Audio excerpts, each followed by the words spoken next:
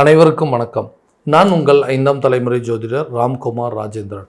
நம்ம இன்னைக்கு பார்க்க போகிற தலைப்பு தனுசு ராசி அன்பர்களுக்கு இந்த நவம்பர் மாதத்தின் சிறப்பு பலன்களை பற்றி தான் இந்த காணொலியில் பார்க்குறோங்க.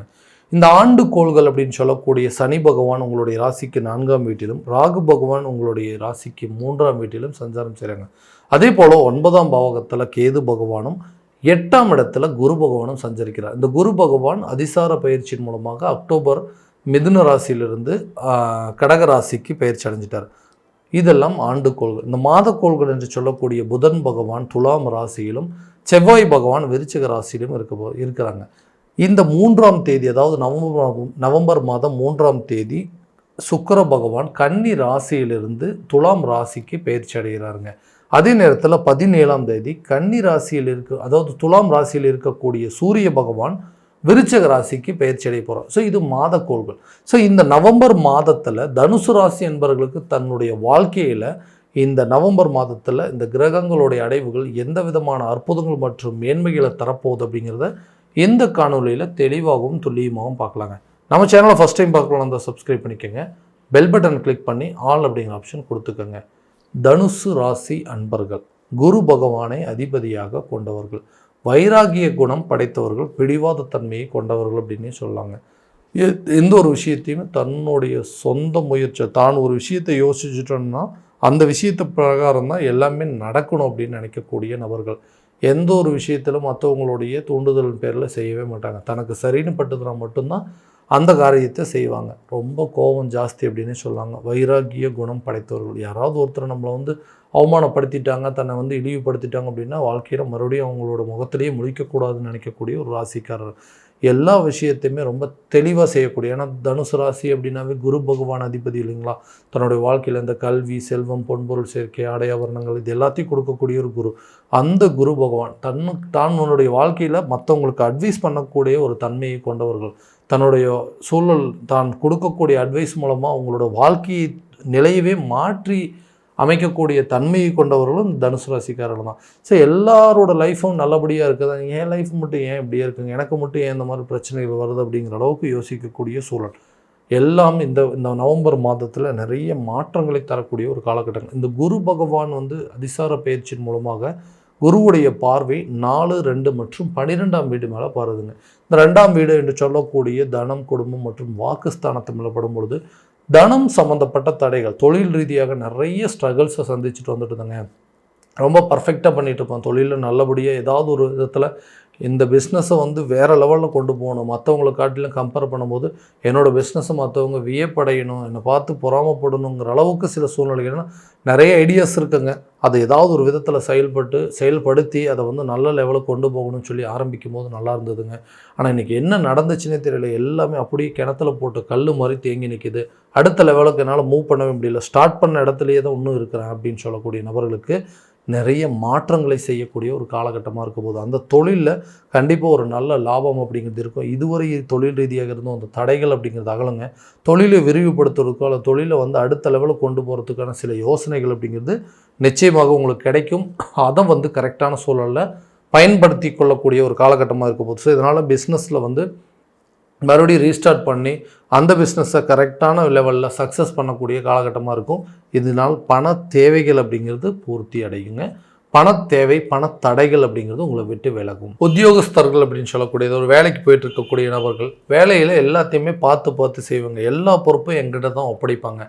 எல்லா சூழ்நிலையும் ஓகே, இவர்கிட்ட இந்த வேலையை கொடுத்தா நல்லா செஞ்சு முடிச்சிடுவார், இவரால் மட்டும்தான் செய்ய முடியும்னு சொல்லி ஆஹா ஓஹோன்னு எல்லாமே பாராட்டாங்க. ஆனால் எனக்கு அந்த வேலையில் கிடைக்கக்கூடிய ஒரு பொறுப்புகளோ, ஒரு பதவி உயர்வோ அல்லது சம்பள உயர்வோ அப்படிங்கிறது எதுவுமே இல்லைங்க.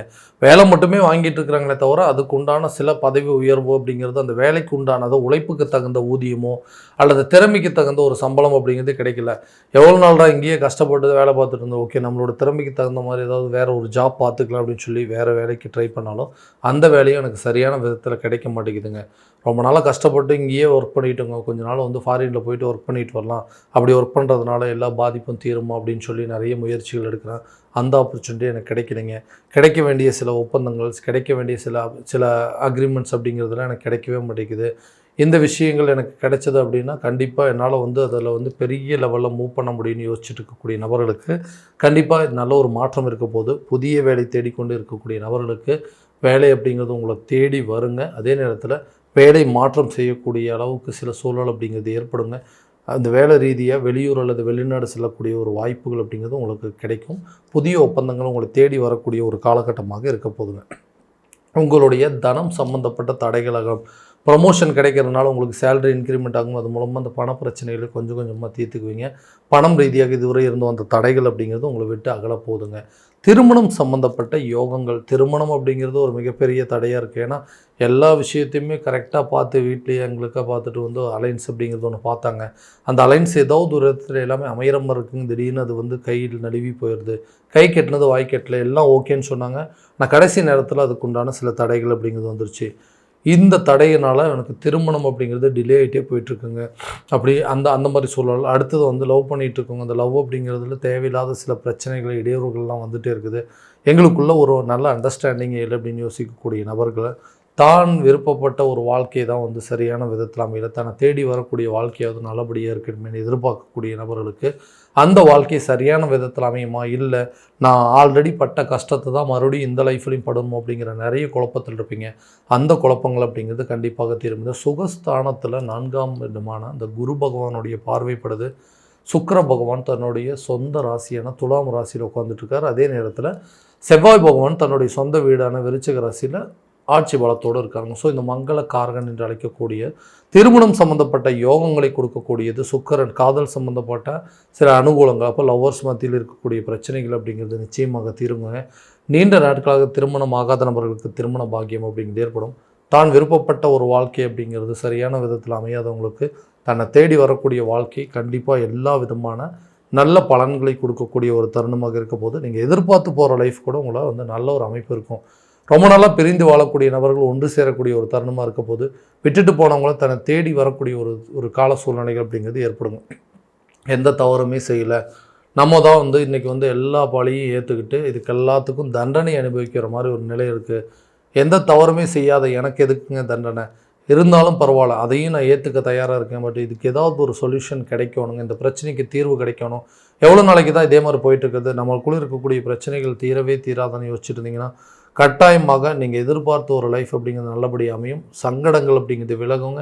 ஒருத்தருக்கு ஒருத்தர் நல்லா புரிஞ்சுக்கிட்டு உங்களுக்குள்ளே இருக்கிற பிரச்சனைகளை தீர்த்து கொள்ளக்கூடிய ஒரு காலகட்டமாக இருக்க போது உங்களுடைய மன வாழ்க்கை கண்டிப்பாக அடுத்த லெவலில் நல்ல சூழல் அப்படிங்கிறதும் நல்ல இன்பகரமான ஒரு சூழல் அப்படிங்கிறது ஏற்பட போகுதுங்க. குழந்தை பாக்கியம் இல்லாத நபர்களுக்கு குழந்தை பாக்கியம் அப்படிங்கிறது கண்டிப்பாக ஏற்படுங்க. ரொம்ப நாளாக இருந்த அந்த தடைகள் அப்படிங்கிறது அகலும். குழந்தை இல்லாத நபர்களுக்கு நிறைய ட்ரீட்மெண்ட்லாம் பண்ணியிருப்பீங்க. ஐவிஎஃப் ட்ரீட்மெண்ட்டாக இருக்கட்டும், செயற்கை கருத்தரிப்பு மூலமாக இருக்கட்டும், இல்லை குழந்தை வந்து அடிக்கடி வந்து மிஸ்கேரேஜ் ஆகிட்டே இருக்குங்க, சரியாக வந்து தங்க மாட்டேங்குதுன்னு யோசிச்சுட்டு இருந்தீங்களுக்கு கூட இந்த காலகட்டங்களில் கண்டிப்பாக அது ஒரு நல்ல பலன் அப்படிங்கிறது கொடுக்கும். புத்திர செல்வங்கள் அப்படிங்கிறது கட்டாயமாக உருவாகுங்க. பிரிந்த நபர்கள் ஒன்று சேரக்கூடிய தருணம். வீட்டுக்கு தேவையான சில பொருட்களை வாங்கி மகிழக்கூடிய ஒரு காலகட்டமாக இருக்க போது. சொந்த வீடு கட்டுவதற்கான முயற்சி அல்லது இடம் வாங்கிறதுக்கான முயற்சிகள் ஈடேறுங்க. சுகஸ்தானத்து மேலே இந்த குருவுடைய பார்வை படுறதுனால வண்டி வாகனங்கள் வாங்குவதற்கான முயற்சிகள் அப்படிங்கிறது மேலோங்குங்க.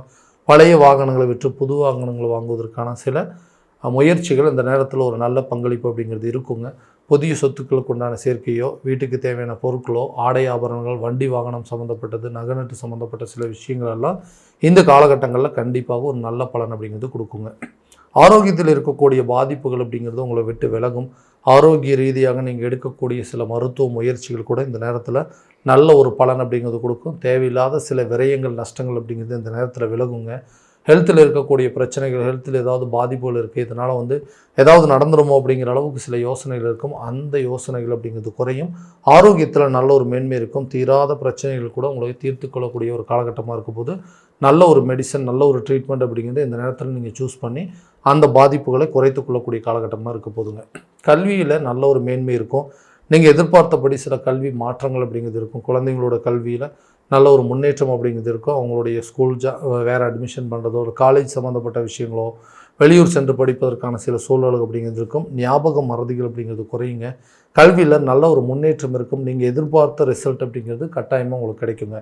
கல்வி படித்து முடித்தவங்களுக்கு அரசு சம்மந்தப்பட்ட சில எக்ஸாம்ஸ் எழுதிட்டு இருக்கும், கவர்மெண்ட் ஜாப் ரிலேட்டடாக ஏதாவது கிடைக்குமான்னா அதற்குண்டான வாய்ப்புகள் கண்டிப்பாக இருக்கும். ஏன்னா அந்த சனி பகவான் மேலே குருவுடைய பார்வைப்படுறதுனால அரசு சம்மந்தப்பட்ட பட்டம் பதவிகள், அரசு வேலை சம்மந்தப்பட்டது உங்களை தேடி வரக்கூடிய ஒரு காலகட்டமாக இருக்கும் போது முயற்சிகளை கண்டிப்பாக நல்ல விதமான பலன்கள் அப்படிங்கிறது இந்த காலகட்டங்களில் கொடுக்குங்க.